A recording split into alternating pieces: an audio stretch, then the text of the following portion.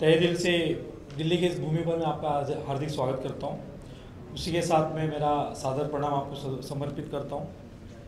Voice of media आज दिल्ली में इस सत्र रखने का कारण एक बहुत बड़ा ध्येय था, इसका बहुत बड़ा एम और एम्बिशंस लेकर हमने यहाँ पर एक सत्र रखा है। इसमें से पत्रकारों पर तो अत्याचार की बात तो नहीं करूँगा, लेकिन उनके जो घरेलू मामले हैं, हम तो बाकी सब विषय निकल गए हो गए, गगन जी ने ये SIT का बात कर लिया, उसके थोड़ा ये मेरा अटके विषय एक स्वास्थ्य का विषय जो हम शायद मुझे लगता है सब नेगलेक्टेड है, या फिर आप लोग को इस चीज़ का नॉलेज नहीं होगा, या होगा तो भी आप लोग चाहेंगे कि हम किसी को क्यों बोले, या फिर अगर बोले तो भी हमको जाना पड़ेगा, फिर उनके पीछे हमको घुमाना पड़ेगा, फिर हमको उनको लेकर वहाँ पर बैठाना पड़ेगा, उनके पीछे समय देना पड़ेगा। एक ऐसा एक मानसिकता हमारी आज हर जगह पे, हर सोसाइटी में, हर मोहल्ले में।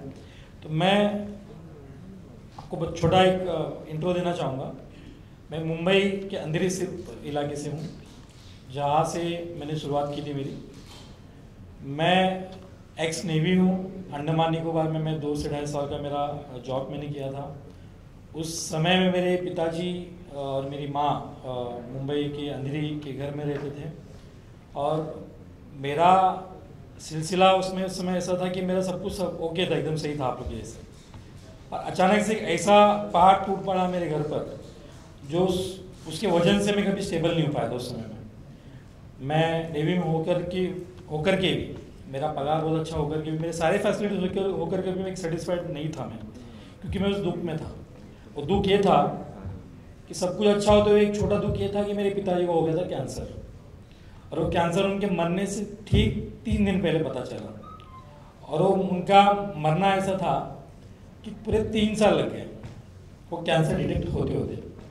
मैंने मुंबई के नाम नहीं बोलूँगा, लेकिन मुंबई के ऐसे हॉस्पिटल्स में, ऐसे सारे हॉस्पिटल्स में मैंने अपने पापा को रखा, दिखाया, काफ़ी खर्चा हो गया, काफ़ी चीज़ें, इंश्योरेंस ख़त्म हो गए, या फिर बैंक बैलेंस बोलूँगा हद से ज़्यादा ख़त्म हो गए, और कुछ सेविंग्स है वो भी समझो कि मैंने उसमें डाल दिया। तो बोलने का ये भी कारण है मेरा एक छोटा कि हम पूरी ज़िंदगी में हम 10 साल में समझिए 10 लाख कमा लिया, हम हॉस्पिटल में आने के बाद हमें 1 घंटा भी लगता है 10 लाख रुपये कमाने के, बरोबर। तो ये अपना लाइफ का रियलिटी है।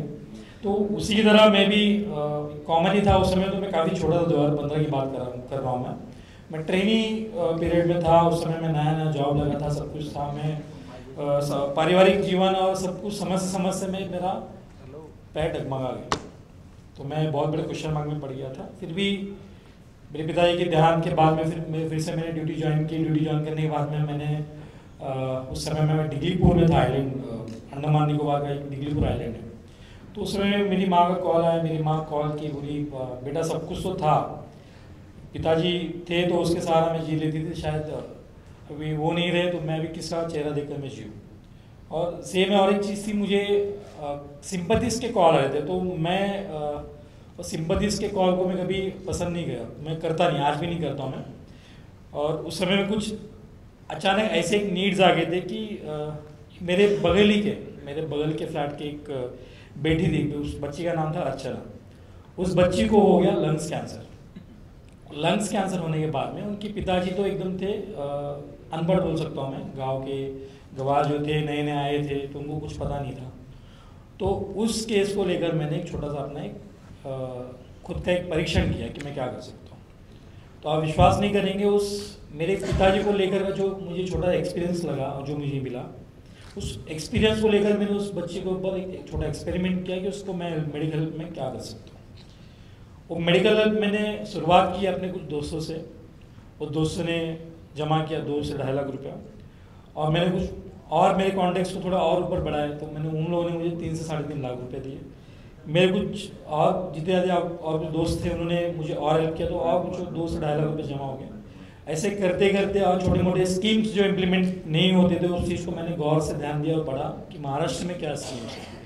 तो मैंने देखा उस समय में कि मुझे क्या तकलीफ होती, देखते भागम दौड़ी हो सकता है। उस समय मेरे पास ना कार थी ना बाइक था, तो ऐसे एक दोस्त का एक छोटा एक्टिवा थी, वो लेकर मैं चर्च गेट और CST तक आता था अंधेरी से। तो उस समय में मैंने एक छोटे मोटे चीज़ें ऐसी जानकारी प्राप्त की कि हमारा छोटा स्टेप भी किसी के लिए लाखों रुपये जमा कर सकता है। तो 1 लाख, 2 लाख, 3 लाख, 4 लाख नहीं, वो जाकर कम से कम 7.5 लाख रुपये बच्ची के लिए जमा हो गया, तो बच्ची का जान बच गया और उसका ऑपरेशन हुआ, तो ये मेरे लिए एक छोटा सा सक्सेस था। उसके बाद में मैंने देखा कि मैं उसके बाद में और बड़ा क्या कर सकता हूँ। एग्जैक्ट तो उसमें देखा कि और क्या कर सकते हैं। उसमें एक ऐसा चीज़ ऐड ऑन हो गया कि हम वो धीरे धीरे सबके लिए करने लग गए। मैं धीरे धीरे सबके लिए करने लग गया। तो आज तक का मैं आंकड़ा आपको बता रहा हूँ, आज तक 10,500 से लोगों का मेरे पास रजिस्ट्रेशन है जिसको हमने डायरेक्ट मदद किया है पूरे महाराष्ट्र भर में।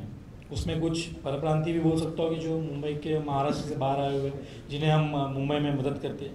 तो उसी सिरे से उसी रास्ते पे चलते हुए मुझे वॉइस ऑफ मीडिया के माननीय अध्यक्ष, राष्ट्रीय अध्यक्ष श्री संदीप जी काले सर का मुझे इस चीज़ को लेकर एक छोटा सा आह्वान और एक छोटा सा एक बातचीत चर्चा हुई थी कि भीमेश हम महाराष्ट्र में तुम कर रहे हो, लेकिन हम अपने पत्रकारों तक का विषय क्या कर सकते हैं, उनके हेल्थ के लिए क्या कर सकते हैं, उनके घर और उनकी जो तकलीफों को क्या कर सकते हैं। तो सर से डिस्कशन हुआ, सर ने बोला कि भीमेश आपको इस सेल का मैं प्रमुख बता रहा हूँ। तो मुझे वॉइस ऑफ मीडिया के राष्ट्रीय स्वास्थ्य विभाग का मुझे सर ने प्रमुख बनाया। उसके बाद से जो हमने काम शुरुआत किया, सर ने मुझे सबसे पहले नागपुर का केस एक मुझे मेरे स्वाधीन किया। नागपुर का एक केस ऐसा था, एक फैमिली पत्रकार का एक फैमिली का एक पर्सन नागपुर के हॉस्पिटल से गया हुआ था हैदराबाद के किम्स हॉस्पिटल में हार्ट ऑपरेशन के वक्त में वो पेशेंट हो गया डेथ। बिल रह गया था 12 लाख रुपए और ऑलरेडी उन्होंने भर चुका था 3 से 4 लाख रुपए, तो पैसे तो थे ही नहीं। तो उस समय में ज़्यादा कुछ किया नहीं, मैंने कोई चमत्कार किया नहीं, कोई बहुत बड़ा मैंने बॉम्ब उनके ऊपर फेंका था। मैंने टेक्निकल नॉलेज की बात की कि आप 1 से 1.5 या 2 घंटे से ज़्यादा बॉडी को नहीं रख सकते। हॉस्पिटल हो या कोई छोटा सा नर्सिंग होम हो या कोई छोटा सा कोई भी हॉस्पिटल रहे, तो एक हमारा देश का एक ऑर्डर है जो हाईकोर्ट ने हमें दिया हुआ है, जो जिसको पता ही नहीं आज के समय में। हम ब्लैकमेल हो जाते, बॉडी रख दिया तो हम तो घर का सोना, और बीवी रहे तो बीवी का मंगलसूत्र बेच के हम वहाँ पे पैसे दे देते। तो मेरा बोलने का कारण ये नहीं कि हम ट्रीटमेंट ले रहे थे जेन्युइनली और हम वहाँ पर पैसा भरना भी चाहिए, इसका मतलब ये भी नहीं कि हमको पैसा नहीं भरना है। और जेन्युइन कारण था उसका कि वो पेशेंट गरीब था, उसका बचना जरूरी था उसके फैमिली के लिए, और सबसे ज़रूरतमंद वहाँ पे डॉक्टर्स थे, उपलब्ध थे, और ऑपरेशन भी सक्सेसफुली हो रहा था। तो अचानक से वो सारा चीज़ हुई। तो उसके बाद से कार्रवाई ऐसा हो गया कि और भी पत्रकार बंधु सामने आने लगे कि उनके प्रॉब्लम सामने आने लगे। तो उसमें से मुंबई भर के ऐसे कुछ 10 हॉस्पिटल से मैंने टाई अप किया है जिनको पत्रकारों को उनके बोल सकते हैं हक का और एक उनके खुद का एक हॉस्पिटल ऐसा लगे कि मुझे यहाँ पर रिस्पेक्ट मिल रहा है या मुझे यहाँ पर ट्रीटमेंट मिल रहा है। तो उसमें से कुछ हॉस्पिटल अंधेरी में है, कुछ हॉस्पिटल अंधेरी वेस्ट में है, कुछ हॉस्पिटल चर्च गेट तक की कुछ हॉस्पिटल है। तो लास्ट वीक में मैंने कुछ नी रिप्लेसमेंट कराया, कुछ हिप रिप्लेसमेंट कराया, कुछ हार्ट के वॉल्स पेसमेकर्स हमने करवाए। तो इसका विथ ऑन रिकॉर्ड आपसे बात कर रहा हूँ मैं, कोई भी एडिशन से कोई जोड़ या कोई घटाकर मैं आपसे बात नहीं कर रहा हूँ। मैं सेम चीज़ हमने महाराष्ट्र में किया कि ऐसा कितने को किया जा सकता है, सबको करना है पॉसिबल नहीं है। ये कोई बहुत बड़ा तिजोरी नहीं है कि हम सबके लिए मदद करें या हॉस्पिटल से फीस और फ्री का काम करने के लिए बैठा नहीं हॉस्पिटल। तो हमने एक विचार किया कि हम और क्या कर सकते हैं फैमिली के लिए। तो हमने इस पर सोचा कि बीमा का कुछ किया जाए, एक ग्रुप इंश्योरेंस का कुछ किया जाए, या फिर लोगों का कुछ इंश्योरेंस के लिए काम किया जाए। तो आप बिलीव नहीं करेंगे, हम पूरे मुंबई से लेकर के महाराष्ट्र के बॉर्डर तक के जितने भी पत्रकार बंधु है, साधारण से लेके अच्छे से अच्छे, सबको हमने 5,000 से ज़्यादा लोगों को हमने बीमा उतार के दिया, मतलब बीमा रजिस्ट्रेशन करके दिया, इंश्योरेंस उनको डायरेक्ट मिला 10 लाख का। तो सेम और भी आगे हमारा बड़ा ध्येय है कि हम और क्या कर सकते हैं। हम चाह रहे कि जो मुंबई महाराष्ट्र से जो सिलसिला शुरू हुआ है पूरे देश भर में इस चीज़ का जानकारी जाए, और आपके फैमिली, आपके फ्रेंड सर्कल जितने भी लोग हो इस चीज़ का सुविधा और इस सारी उपलब्धियों का फायदा ले। आरोग्य ये बहुत बड़ा मिशन है, हम सबका घर का नीड है। मुझे लगता है कि हर एक दूसरे घर का नीड है ये। तो इस चीज़ को हम थोड़ा भी फेलियर नहीं जाते हुए हमको इस चीज़ पर प्रण लेना है कि अगर हमारे घर में कोई पेशेंट अगर आ गया तो इससे सबसे पहले तो एक बार डिस्कस कर लेना है कि हमें क्या करना है।